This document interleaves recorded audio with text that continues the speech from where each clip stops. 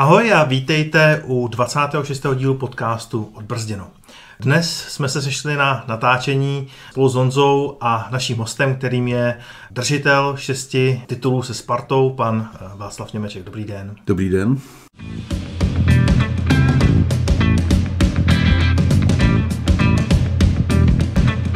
Vladimír Dobrovolný a Honza Šťastný uvádějí podcast Odbrzděno.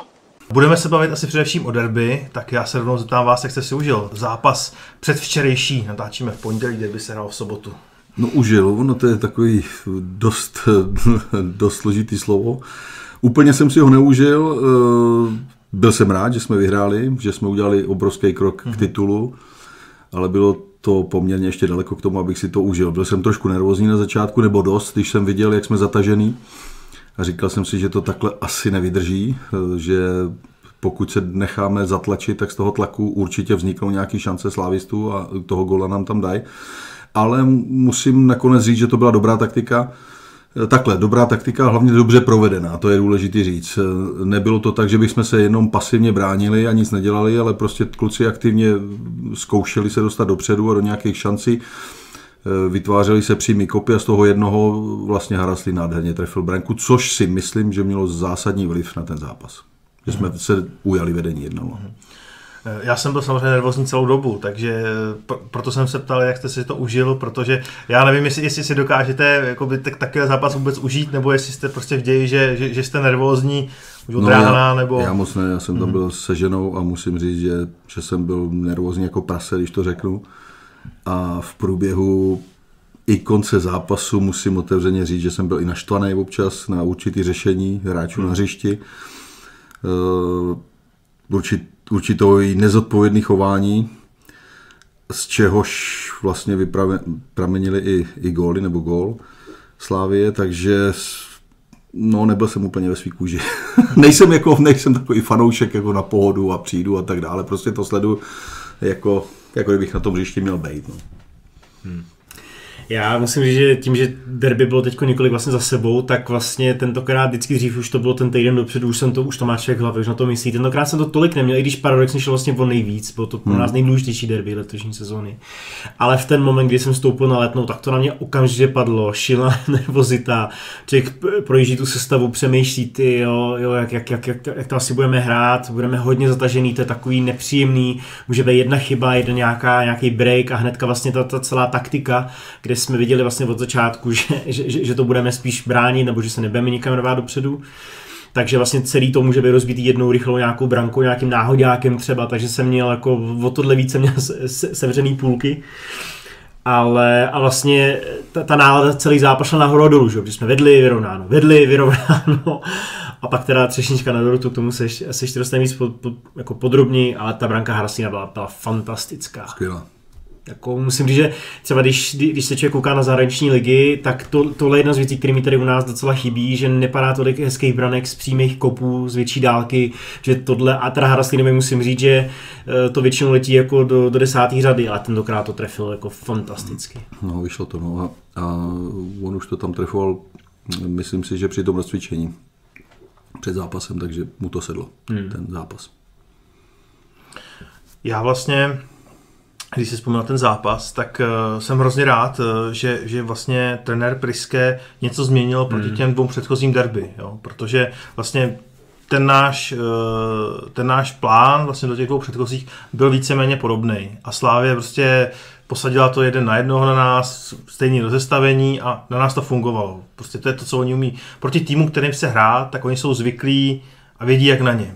Ale co jim nejde, opakovaně v letošní sezóně, je hrát do plných.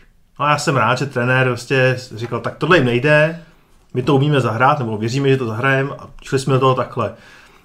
Teďka všichni samozřejmě řeší, prostě, jako jak se to nelíbilo a že Slavia jim měla držení míče přes 80%. Tam je nejlepší, to si vzpomněl, co říkali Mourinho. Klidně si ten míč vemte i domů do postýlky a my si necháme ty 3 body. Že jo? Takže já vůbec třeba nechápu i komentáře, což bylo třeba i po Sigmě, typu Sparta prostě nehraje hezký fotbal, tak to ten titul vlastně já bych ani nechtěl, jsem si říkám, pane bože, kde to jsme, jako teďka se láme sezóna, teď je to prostě o tom zvládnout výsledkově posledních několik zápasů a tady vlastně jako Sparta dlouhodobě bude hrát, nebo chce hrát jako hezký fotbal, ale jsou prostě momenty, kdy prostě musí zvítězit tvrdý pragmatismus. Jo, přece jako nepůjdeme hrát, prostě aby jsme prostě tady měli nějaký, řekněme, šílený výsledek, prostě aby jsme dali hodně gólů a třeba to nevíde, prostě teďka potřebujeme tu sezonu nějakým způsobem úspěšně ukončit.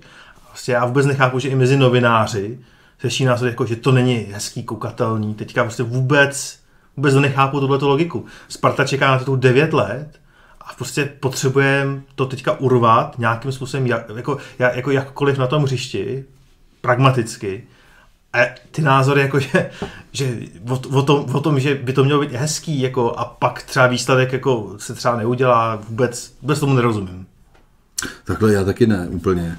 Samozřejmě, že bych byl rád, aby jsme tam viděli jízdu nahoru dolů a my jsme vyhrávali ve většině zápasu 3-1, 4-2, 5-3, vůbec by mi to nevadilo, ale taková situace prostě není. A ty lidi si neuvědomují, a novináři už vůbec ne, že musíte hrát taky takový způsob, na který máte hráče. Momentálně my ve Spartě prostě nemáme takovej kádr, který může tímhletím způsobem třeba proti ty Slavii uspět. Slavie na tohle naučila, má široký kádr, mají tam kluky běhavý, rychlý, který tehle styl mají zažitej a proti tomu se musí postavit něco, co zase funguje. Já dlouhodobě tvrdím ve všech komentářích, mě vůbec nezajímá, kolik kdo toho naběhá, jaký je držení balonu, kolik má kdo kterých náběhů, to jsou dobré věci, ale jsou to podpůrné informace pro to, abych věděl, jak mám třeba s těma hráčema pracovat, na čem se mají zlepšovat, jak mají pracovat v tréninku. Ale jako trenérovi nebo někomu, kdo se o ten fotbal zajímá, mně stačí vidět ten zápas. Přeci k čemu mi je, že mi brankář naběhá 3,5 kilometru, ta informace, k čemu mi ta informace je? To je prostě proto, že se někdo řekne nějakou kuriozitu. Já potřebuji, aby ten golman nepustil góla. To je zásada. A pak jestli někdo má držení míče 20 a druhý 80 a jestli ze 3 protiútoku dám 3 góly a vyhraju 3-0, tak jsem prostě lepší. Fotbal se hraje na góly. Dokud se fotbal bude hrát na góly, tak je mi v podstatě jedno, jakou strategii kdo zvolí. Až se to bude hrát na udržení balonu, tak už to bude jiný sport. Prostě tak to je. Samozřejmě, že nechci, aby jsme hráli dlouhodobě Zanďoura. A to ani Spartan určitě nechce, ani vedení, ani hráči, ani trenéři, protože to má zase další následky. Samozřejmě já jako člověk, který se tím zabývá, jako řeknu držitel agentské licence FIFA, tak samozřejmě, že to má konsekvence v tom, že se líp nabízejí a prodávají hráči, kteří jsou vidět, kteří hrajou dobrý fotbal, rychlej, líbivý, technický, jsou v hodně šancích, dávají góly. Ale oni nejsou úplně hloupí, samozřejmě ty lidi, kteří se na to přijdou podívat, tak to dokážou zhodnotit, proč se tenhle zápas hrál tak a proč ne tak. Prostě ano, pokud budu hrát celou sezonu, jenom že se zakopu a ani neudělám nic pro to, abych se dostal do útoku, tak samozřejmě těžko někoho z útočníků prodám. To prostě neprodám. A nebo když tak za málo. To je jasný, to všecko následuje. Ale Sparta potřebuje udělat úspěch, potřebuje udělat titul, aby se trošku zvedla prestiž. A možná se k tomu dostaneme, nevím. Já za sebe si myslím, že prostě Sparta potřebujeme posílit na další sezonu. A nejenom vůči evropském pohárům, vůči domácí lize.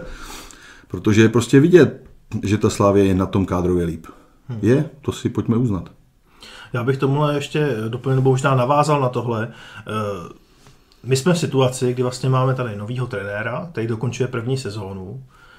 V zimě přišli 4 hráči, v létě přišlo skoro 10 hráčů. To znamená, že Sparta je v nějaké fázi přestavby a i tak teďka to vypadá, že jede na titul.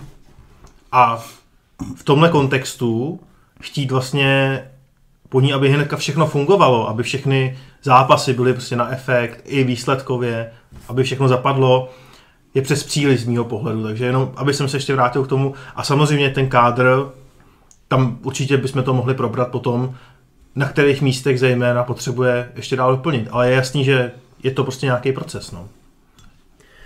Já jste zmínil brankář, kolik naběhá a tak dál, tak když už jsme u postu brankáře, jak se vám třeba líbí Matěj Kovář, já se přiznám, vždycky tady vlastně jakoby moc brankáři jsou pro nás jako dost nečitelní, takže nějaký data vůbec neberu, protože to je podle mě to nevypovídající, ono to speciálně u brankářů teda. U hráčů to může být nějaký, jak jste říkal, podpůrný k něčemu, ale u brankářů to moc nedává smysl podle mě. Kovář má super, podle mě má dobrý zákroky na čáře. Vlastně mi docela připomíná Nicu. Ale co mě teda vadí, je, že on se podle mě bojí. Ty tam byly 2 akce, která mi připomněla předchozí derby, kdy se tam nedomluvil s Krejčím a včas si nevyběhl pro míč. A minimálně jednou tam nešel na centr tak, jak měl jít. Prostě zůstal jako hodně na brankový čáře, což když to dělal tehdy Nica, tak si říkalo, že to je prostě jazykovou bariérou, že si nějak nerozumí. Tak to tady nemůže být ten případ, že jo, protože jsou to Češi. Ale stejně mi to přišlo, že je takový jako bojácný. Vlastně nevím, čím to je, ale jakoby je to věc, kterou já jako laik si toho na první pole všimnu. Tak třeba jak se vám líbí? Já s tímhle souhlasím, s tímhletím názorem. Já upřímně mám takový rozporuplný pocity z něj, protože je to výborný golman a hlavně i na ten věk. Ale pro mě ano, je vynikající na čáře. Má skvělé reflexy. Už to je horší při vybíhání a při hodnocení ty situace toho odhadu právě těch centrovaných balónů, nebo to, co dobíhá z hlouby pole do vápna, jestli vyběhnout, nevyběhnout, rychlejš, odkopnout. Jo, takže takhle může to být samozřejmě a je to asi daný i tím jeho věkem, na to se musí prostě naučit, to nelze tohleto udělat ze dne na den.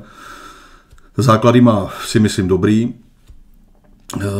Na můj vkus, ale znovu říkám, nejsem s nima denně, nevím, co po nich kouč chce, jestli chce, aby za každou cenu rozehrával třeba odzadu.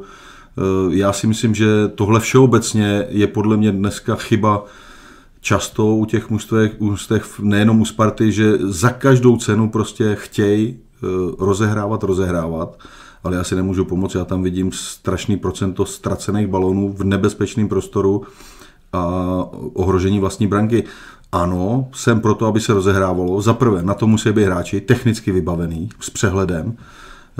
To nemůže každej, takže na to musí mít ty kopáče. A nesmím se bát, samozřejmě, a musím skvěle ovládat balón.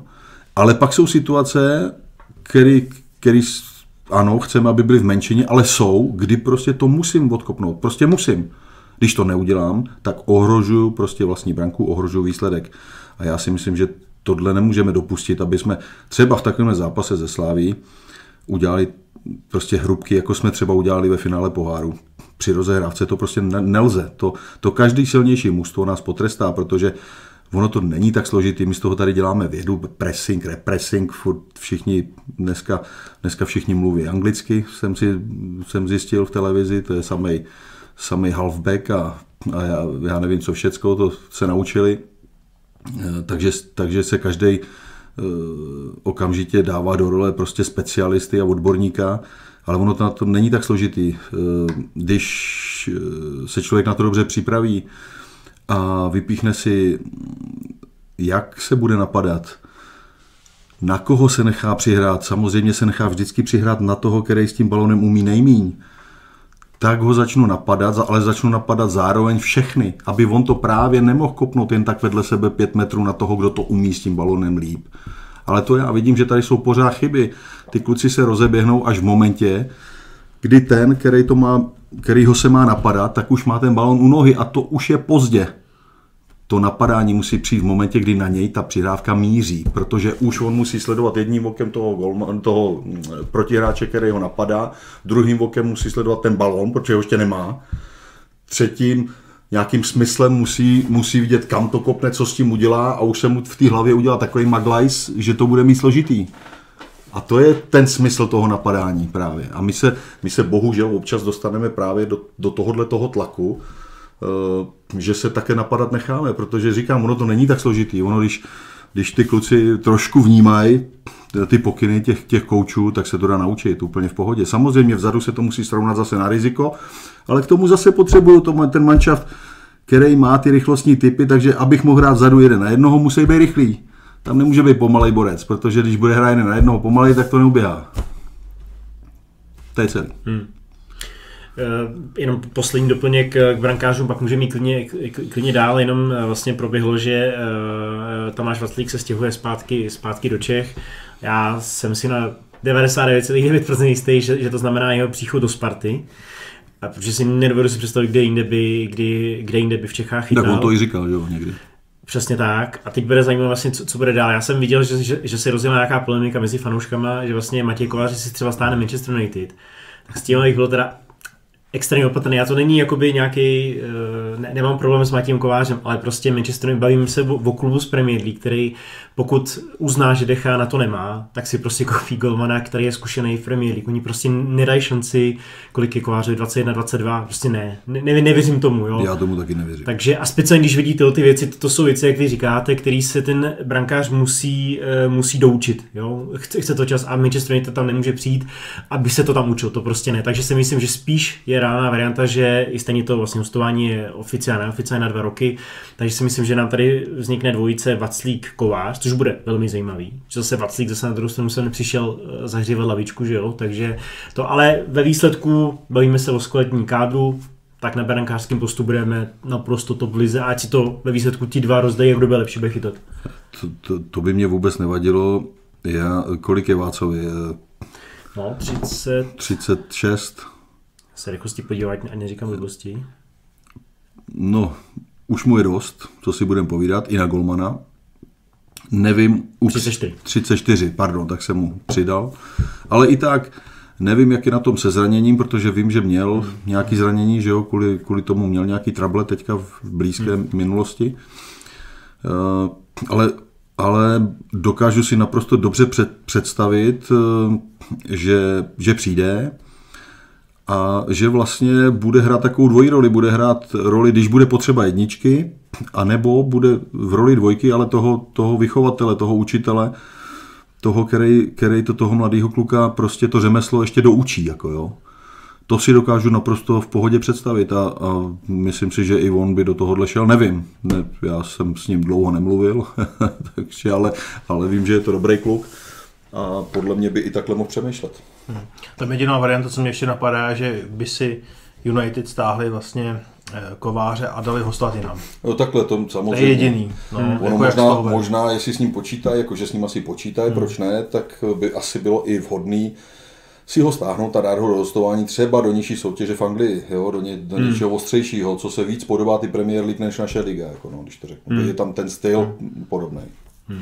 Tak Sparta má stejně pořád i tak hodně brankářů, takže bude zajímavý, jak se ten zbytek poskládá. Jenže ten vlastně zbytek vlastně všem teď končí smlouvy. Takhle už je de facto, když ten se rozloučil, navíc mu končí smlouva na hostování. Nica taky a Hičovi taky končí smlouva. Ten počítám, že půjde na Slovácku, nebo odejde. Takže si myslím, že vlastně se to jakoby se vyčistilo a to je hrozně hnusný. Prostě se vyřešila otázka těch brankářů a vlastně by to mohla být nová brankářská plus Vorel, který je teď prodloužený vlastně. Na kterých postech třeba, když jste říkal, že Slavie je na tom dobře, má ten kádr širší a na který post je kvalitnější, na kterým postu třeba? Takhle, pro mě klidně na všech. Jako když se do toho ty peníze dají, zas nedokážu, říkám, posoudit já, jak dalece majitel nebo majitelé a vedení jsou ochotní ty peníze uvolnit, ty prostředky na to, ale já si myslím, že je potřeba téměř všude. Podle mě nás hodně pálí bota na beku, prostě pálí. Na kterém? Nebo na obou? No, za mě možná na obou. Za mě možná na obou, speciálně napravo. To, jak jsem se bavil o tom derby, tak úplně jsem trnul, co tam předved Wiesner před tím gólem druhým Slavie. To si myslím, že bylo tak školácký, úplně zbytečný. On to krásně odebral tomu borcovi, mohl si to dát, měl tam volný prostor, mohl jít dopředu, mohl to nahrát, ale on se s tím jakoby zbytečně vrátil a vlastně podstoupil další souboj, který tuším zase ještě vyhrál a pak proto přišel po druhý. Úplně zbytečně, ale fakt zbytečně. Jo. To jsou takové prostě věci, které je strašná škoda udělat. Jo. A škoda pro něj, protože to v první chvíli udělal velmi dobře ale pak si ten svůj prostě zákrok úplně zgajloval. Ale dlouhodobě potřebujeme určitě na krajích, protože při tom, jak hrajeme dneska, že jo, i ten styl, co chceme, abychom hráli, tak potřebujeme rychlý beky. Potřebujeme takový beky, aby byli schopni to pokryt i fyzicky, i technicky po lajně, aby prostě tu lajnu pilovali a aby i šli do toho zakončení, aby buď na jedné straně dokázali v podstatě z pozice křídla dobře zacentrovat a netrefit hned prvního, a nebo pak z druhé strany klidně, když je centr z druhé strany, tak pokud mají ty možnosti, tak to i právě zavřít na ty druhé tyči a pak buď zakončovat, nebo ještě dávat pod sebe. Já si myslím, že tady nemáme. Dobře, je tady Heyer, který ale ten je věčně zraněný, má vynikající střelu, to chraň Bůh, dokonce těch přihrávek má ještě pořád dost, že jo? I když ještě nehrál asi půl roku nebo kolik. No ale teď zavírat nechodí. Ale ten zavírat nechodí, takže o tomhle bych se určitě bavil. Pak máme neustále problémy prostě na stoperském místě. Vždycky. Teď zase prostě došlo tam zase k úplnému zbytečnému nedorozumění v tom finále, kdy jsme si dali vlastního góla. Notabene podle mě tam měl jít i ten golman a zařvat si a sejmout oba dva ty naše kluky. A prostě to už tam musí tak být. A v podstatě potřebujete posílit útok, protože ono se to nezdá,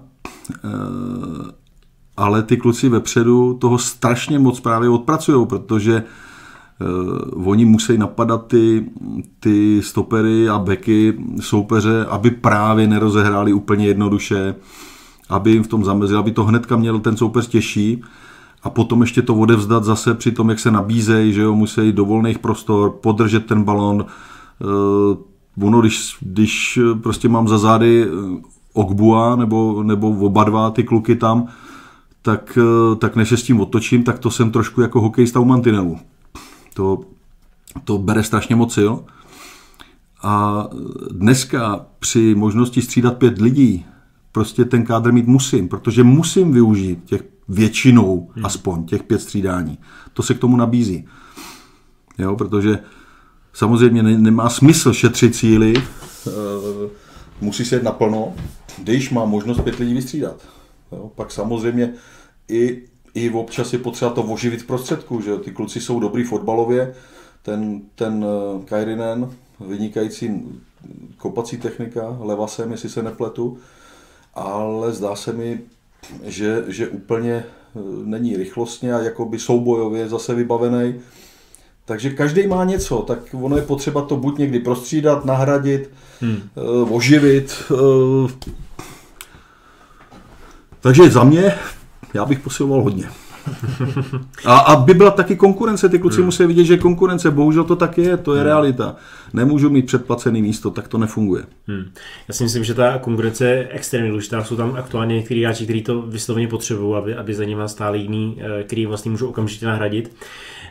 Teďko šanci dostal od začátku Minčev a když jste mluvil o tom napadání, že to musí být nějaká symbioza, že vlastně ideálně všichni 3 nebo i ve 4 třeba, tak budou napadat každý toho svýho, tak Minčeva já vlastně nevím, jestli na to jako nemá fyzický fond, ale jestli já to kašle nebo jestli to nechápe, ale mně přišlo, že Kuchta vyběhl, i ten Haraslín, který teda tohle taky rozfláká, ale tomu to člověk odpustí, protože je rozdílový hráč, že on umí, takže tomu jsem jakoby schovývavější, ale Minčev tam tak jako běhá a když ho fakt zaměříte, je strašně zvláštní, že on je od toho hráče 6 metrů, jo, ten hráč má míč, odehraje ho, on k němu teda přiběhne, jakože u něj byl, ale to už je samozřejmě pozdě, jak jste říkal.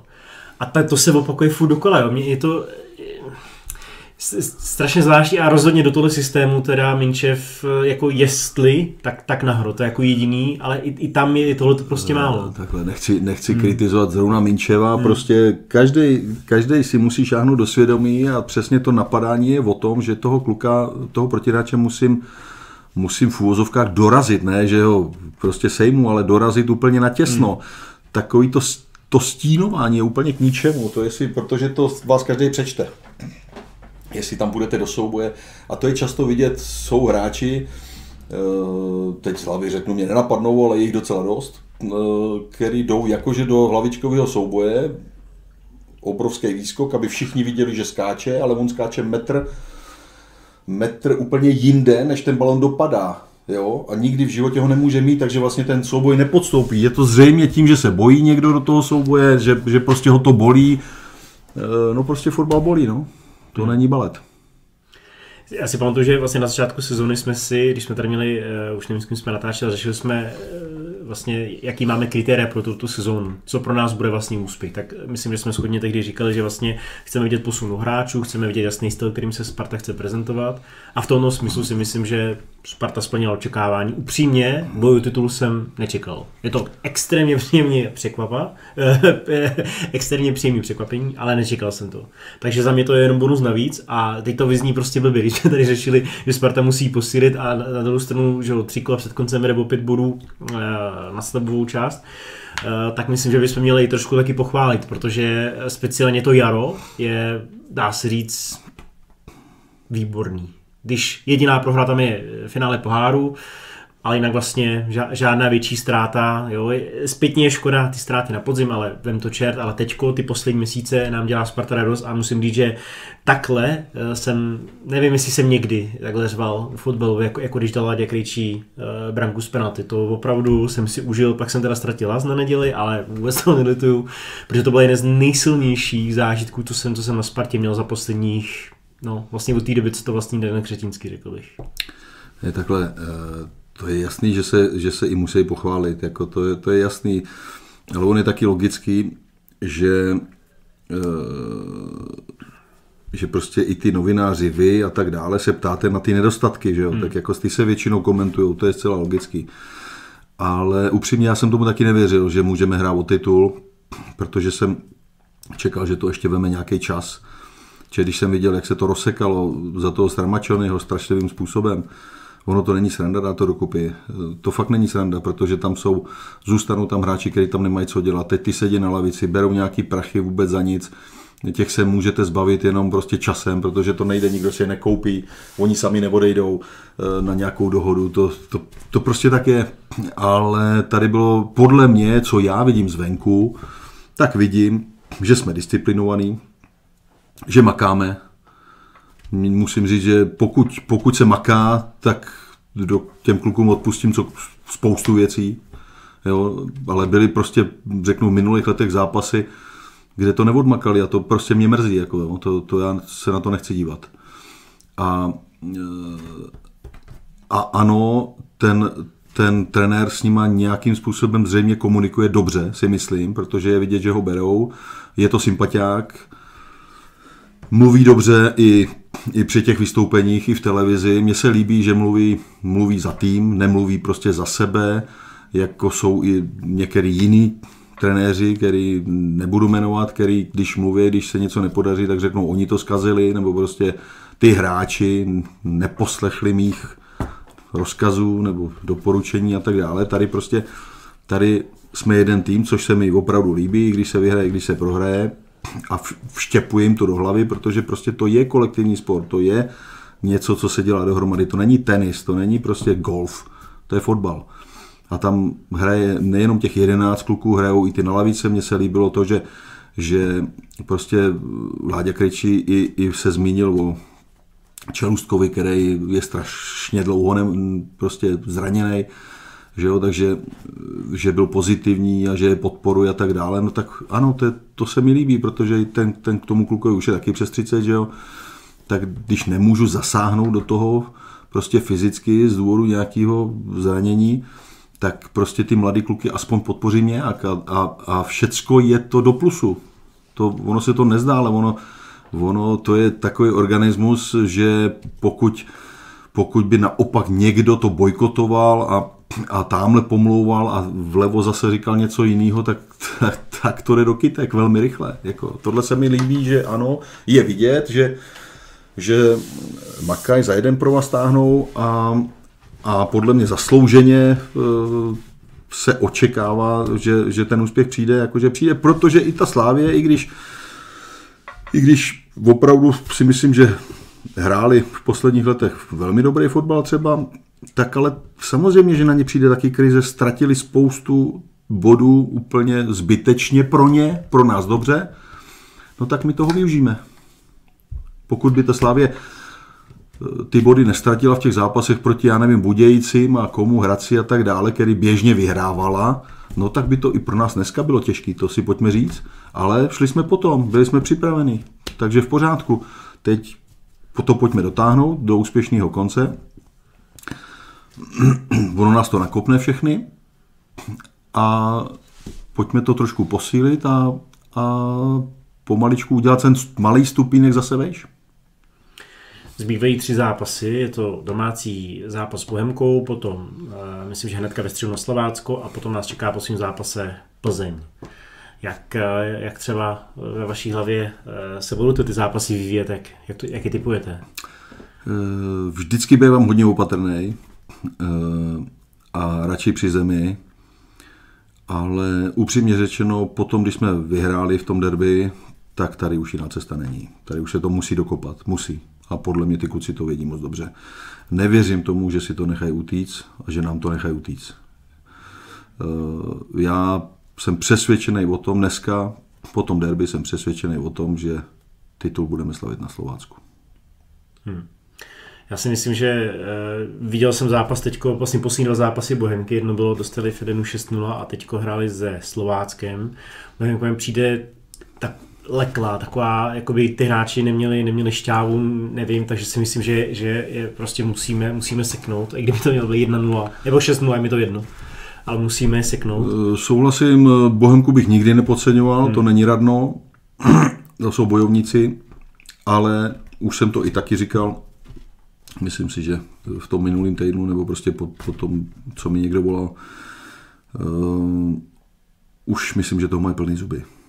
Oni ten kádr samozřejmě mají úzký, takže to nemůžou tolik střídat. Ty kluci jsou podle mě už utavený a udělali velmi dobrou sezónu, opravdu velmi dobrou sezónu. Už tohle, co dokázali, je úspěch. Já si i myslím, že to dotáhnou teďka na tom místě, kde jsou. Ale myslím si, že už nemají zdroje, na to, aby brali body Spartě nebo Slavii. Jak se vám vůbec líbí nadstavba? Nejsem příznivec nadstavby. Pro mě, tak já jsem víc konzerva jako ve všem. Pro mě prostě pokud je tady x manšaftu, tak mají hrát doma venku a tím to končí. Ale v pořádku. Někdo to rozhodl, nějak se kluby dohodli, odsouhlasili si to, tak prostě potřeba na to zareagovat a podle toho se i chovat.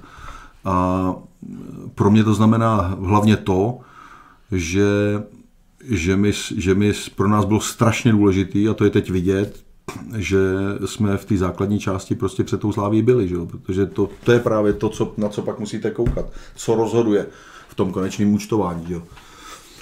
A tím pádem máme dneska opravdu velkou výhodu. Ale jinak nejsem moc příznivý. A takhle, letos je to zajímavý, protože je to vyrovnaný. Můžou být roky, kdy to zajímavý nebude a budeme na to nadávat, ale nejsem příznivec nadstavby, ale dokážu jako se s tím vyrovnat. Jsme se bavili o posílení Sparty, nicméně taky můžou nastat nějaký odchody. Já si myslím, že speciálně o Ladislava Krejčího, mladšího, si troufám říct, že bude zájem. Dřív se určitě mluvilo o Vítíkovi, ten bohužel teď vypadl kvůli zranění, plus tam byly trošku výkyvy, což je normální mladýho hráče, speciálně na Stopro, kde to je hodně vidět. Myslím si, že se mluvilo třeba o Haraslínovi, jak to třeba vidíte vy? Určitě dle mýho názoru někdo odejde, to v každém případě. Nemyslím si, že to bude velký úprk a ono to taky není tak jednoduchý, protože prostě Sparta je Sparta a bude chtít za svý hráče poměrně velký peníze. A ono v dnešní době opravdu na tom trhu a zase až tolik klubů, který jsou schopný a ochotný a hlavně schopný zaplatit ty peníze, zase tolik není. Jo, takže a těch hráčů je mraky.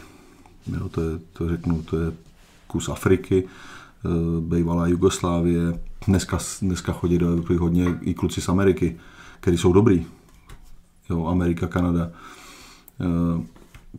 Takže ta konkurence je velká a ono přeci jenom z České ligy bez evropské soutěže taky to není tak jednoduchý, protože kde oni si mají omakat tu výkonnost jako toho hráče. Ono je sice dobrý, že někdo zahraje tady zápas proti Bohemce, nebo dobře i proti Slávii v derby, ale pak jsou zápasy prostě proti jiným soupeřům v evropské lize, dejme tomu, proti nějakým zase z Bundesligy, z italské ligy a tak dále, kde opravdu už se hraje proti kvalitě, tak tam samozřejmě reprezentace, no, ale to je trošku jakoby vedle. Ale určitě jsou sledovaný, to v každém případě.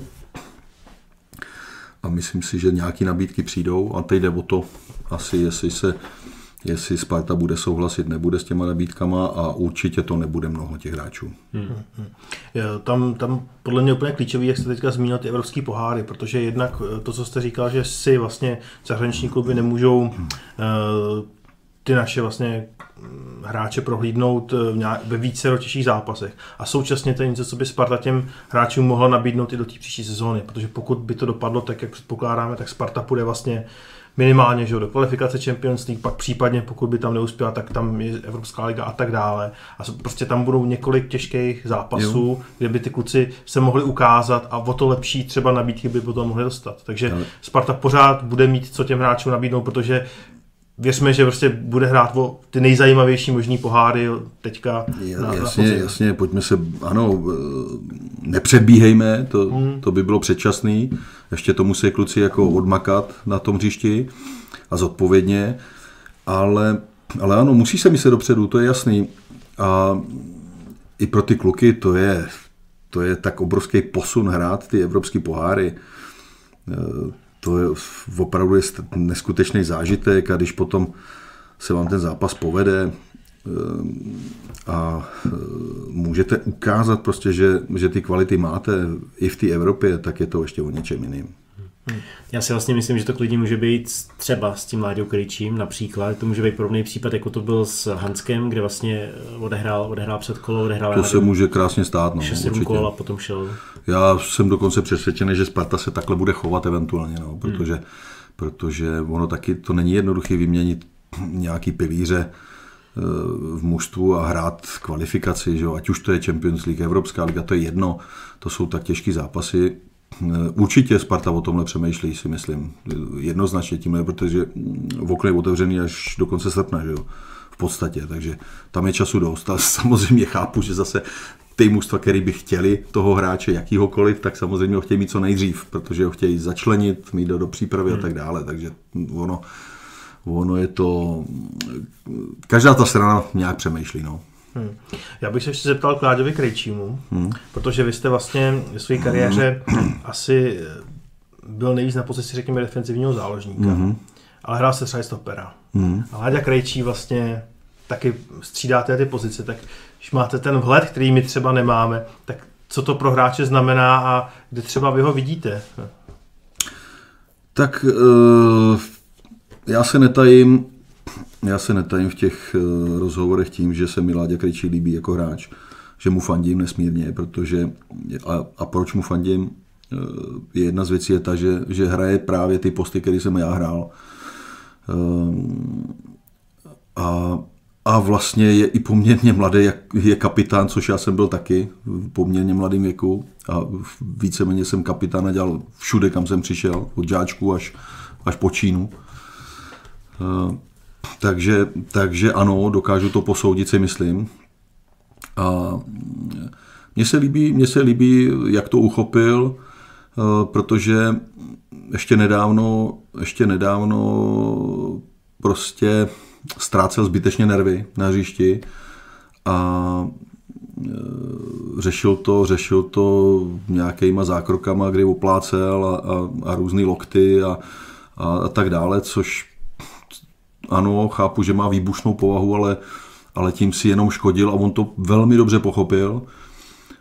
Myslím si, že bylo i dobrý, že tu kapitánskou pásku mu dali, že prostě se rozhodli mu ji dát a má ji, protože si myslím, že přeci jenom ho to posadilo trošku do role takový, že nemůže dělat nesmysly a jeho výkonům to nesmírně pomohlo. Myslím si, že on má ještě v sobě opravdu velké možnosti se zlepšit. A zlepšit se může tím, že právě bude hrát evropský poháry, a samozřejmě reprezentaci, o ty se teď tady bavit asi nebudeme, ale hlavně evropský poháry. A potažmo v nějaký dohledné době, a nemyslím si, že to bude trvat dlouho, že prostě postoupí do lepšího šampionátu, než je ten náš.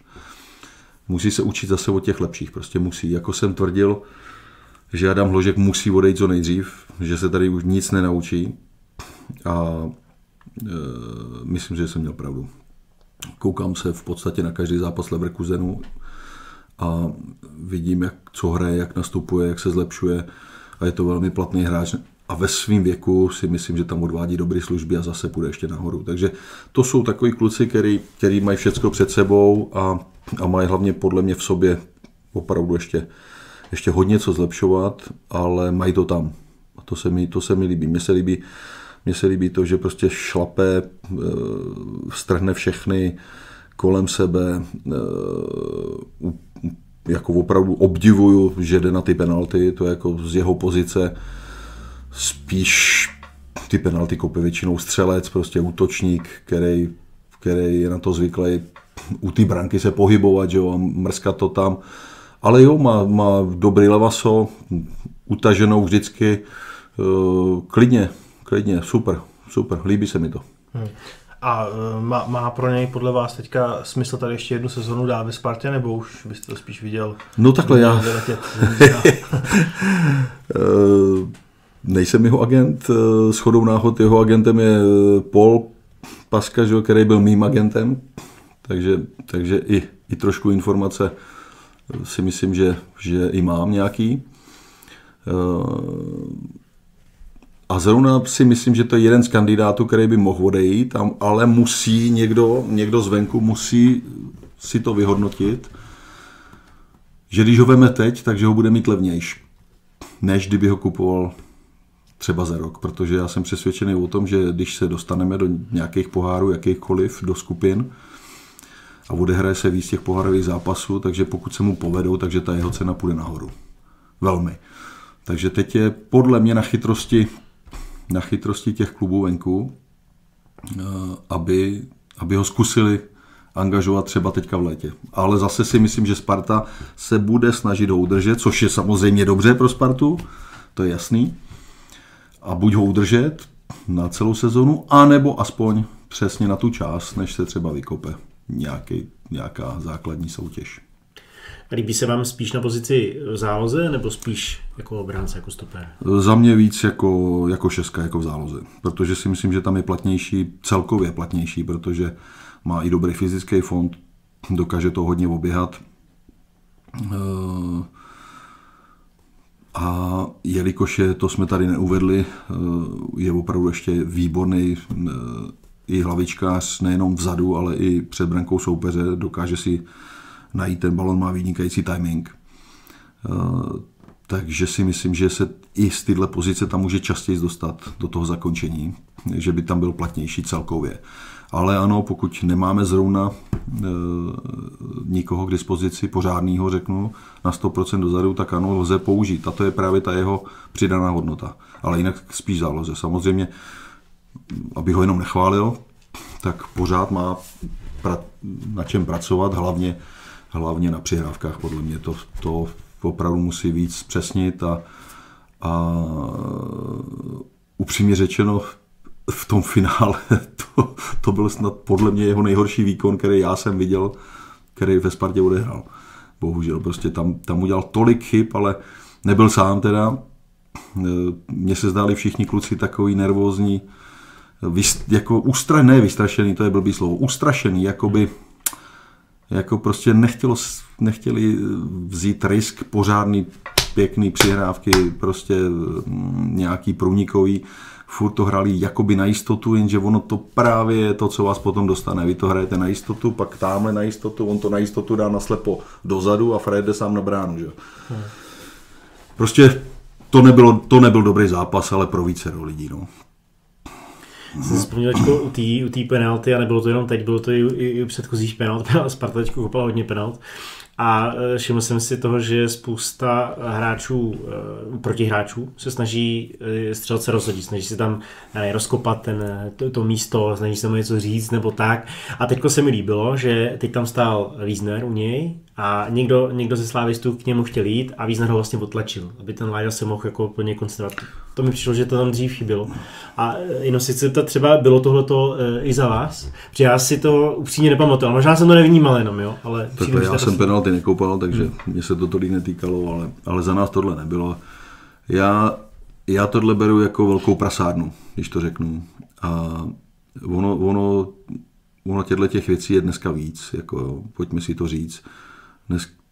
Dneska se strašně simuluje, nahrávají se fauly, penalty.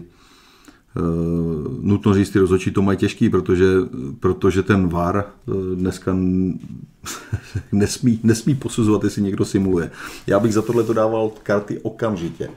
Jestli by někdo po odpískání penalty šel a rozkopnul penaltový puntík, za mě žlutá karta. Na místě. Hned. Pokud ještě, já nevím, strčíš do rozhodčího nebo něco, ať mu dá hned druhou a červená běž. Oni by si to rozmysleli. Ono je potřeba prostě reagovat. Jo? To je... Dá se to řešit. Dá se to řešit, protože ty prostředky na to jsou, ale ty rozhodčí to musí dělat. Teď je to přeci, já nevím, je to pořád sport, je to nesportovní, je to velmi neúctivý a dělají ty kluci ze sebe, pro mě dělají blbce ze sebe. Kdo je schopen jít a rozkopnout penaltový puntík, pro mě nemá hodnotu. To si nemůžu pomoct. To, že se ano, že jsme se pošťuchovali a tamhle v tom zápalu jasně jsme si vynadali do něčeho, anebo tamhle do někoho šťouchli, hele, ty tady to nedáš a tak dále, protože tak to asi je nějaký limit, jako to se dá asi překousnout, protože ty emoce tam nějaký jsou, ale jsou určitý věci, které jsou pro mě ve sportu za hranu.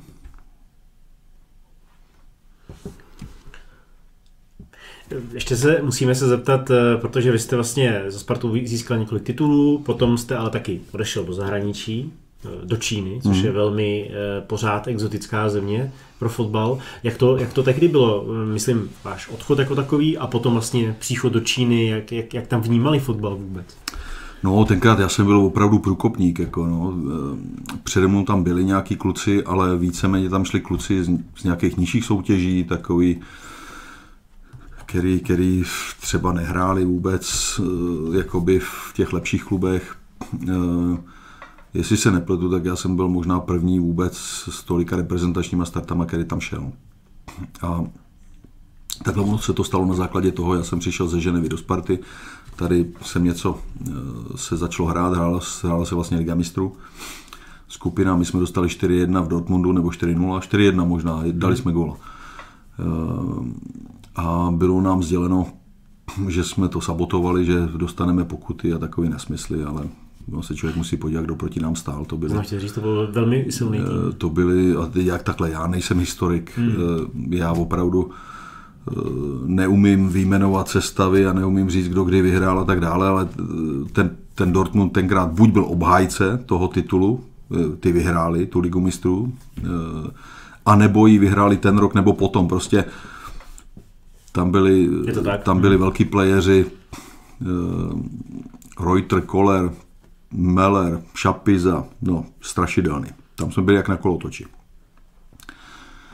No já jsem byl tak jedinej v té kabině při tom proslovu toho Valašíka, který zastupoval Rezeše, který mu na to odpověděl.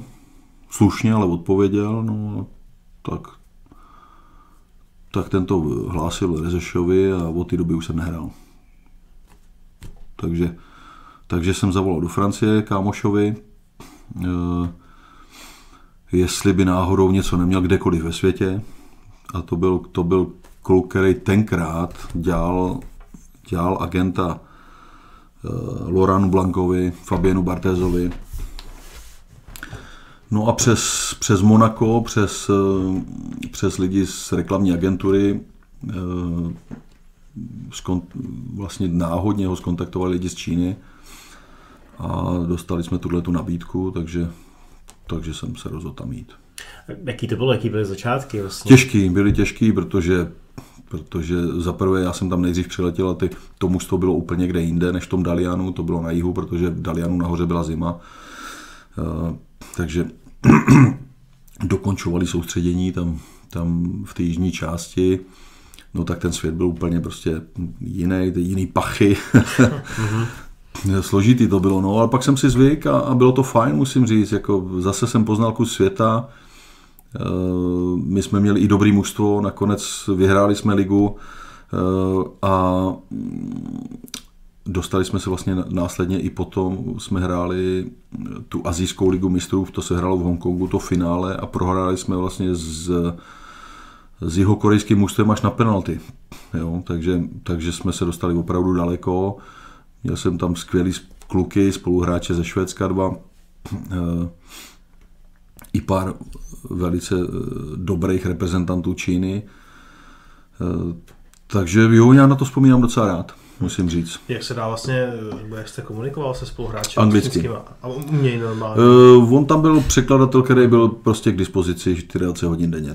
Ten tam s nima i vlastně spal v tom tréninkovém centru. My jsme dojížděli z toho našeho ubytování, kde jsme měli vily na břehu moře k dispozici cizinci, ale on tam byl denně k dispozici. No se často říká, že vlastně tady... A něco jsem se naučil, no. Jo, takže čínsky trošku byste nám něco přiložil. Řeknu si o pivu. To je jediný, co člověk potřebuje. A rejži a chleba. Ono se vždycky říká, že tady v Čechách je to specifické, že tady funguje česká kabina, teď vy nám tady popisujete, vlastně, že jste měli tlumočníka, takže napřímo si vlastně jako nepromluvíte s hráčem a přesto se dá dělat jakoby ten fotbal i takhle, tak nakolik tomu vlastně přikládáte jakoby na tu českou kabinu, jako kolik je to pravda a kolik je to takový klišé, který se používá? Ne, já si myslím, že tady, že spíš to tady bylo vždycky blbě, nebo v poslední době, co vidím, tak ty lidi to špatně vysvětlují, protože jsou takový články, i za toho Stramačonyho jsem to čet, že no jo, to si budou muset prostě český hráči zvyknout, to tady nebylo, že prostě někdo, kdo sedí naproti vám v kabině, že bere víc peněz než vy.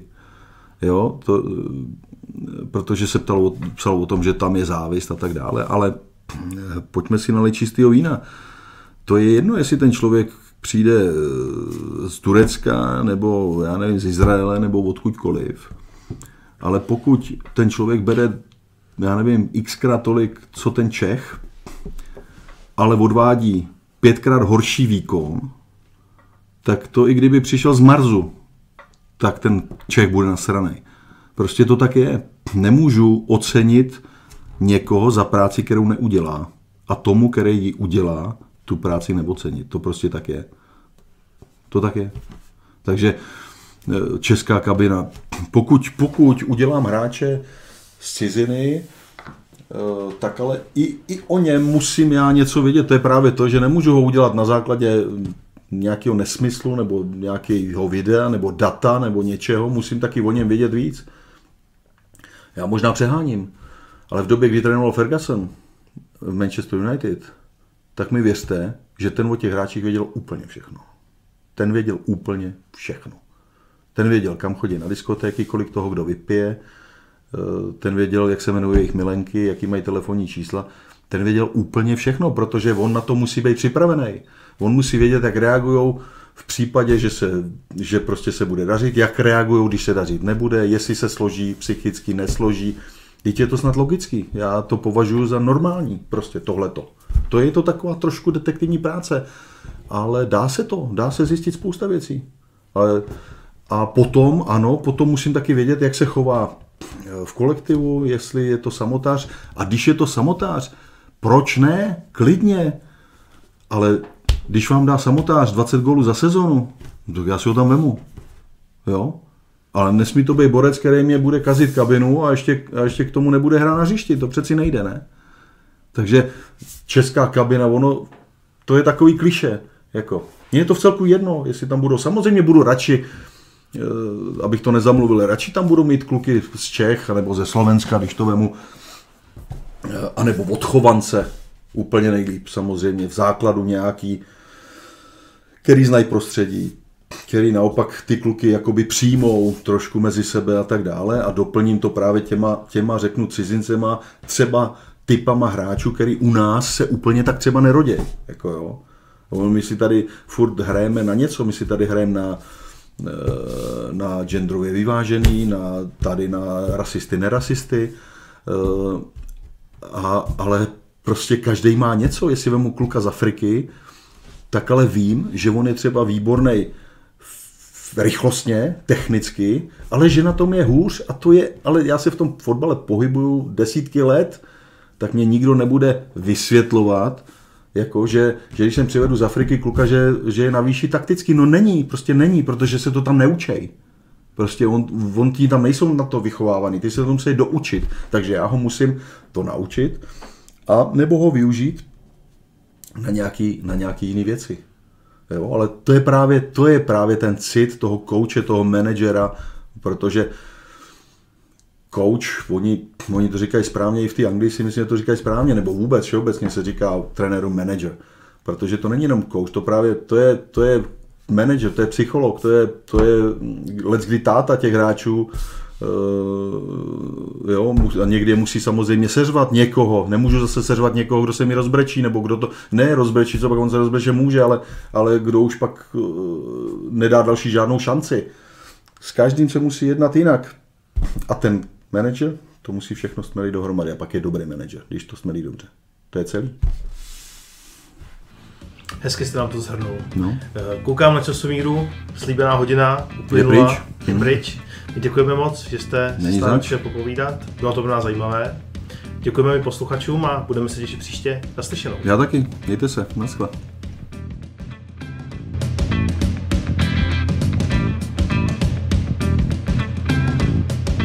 Odbrzděno.